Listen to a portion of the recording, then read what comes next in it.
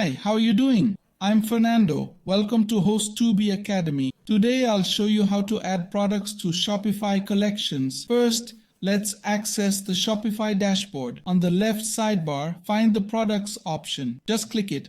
A submenu will open under Products. Scroll down to the Collections option. This opens the Collections page. There are two ways to add products to a collection. First is with conditional product. When creating a collection, you'll see collection type. You'll have manual and automatic option. In automatic, you can set conditions. Set conditions in your product setting. For example, if you set a product tag, add it to the product. However, the easiest and recommended way to create most of your collections is through the manual method. Here, you can add as many products as you want. Let's take a look at a collection with a condition, for example. I'll access it here. It's in the price collection option, showing products under $100. However, I can't manually add any products to this collection. Only products under $100 can be added automatically. Now, if I go to a promotion in manual mode, I can easily search and add any product from my list. I can add as many products as I want.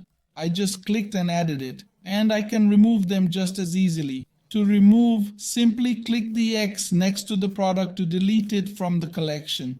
This is the easiest method to add a product. If you have a collection with conditions, just delete it and make a new one. Delete the old collection, create a new one, and it'll work fine. So it's recommended to use manual collections unless they're very specific, like this t-shirt collection here. You can set it to include all t-shirts, but for other collections, it's easier to use manual mode and add products yourself. I hope this video helped. Bye.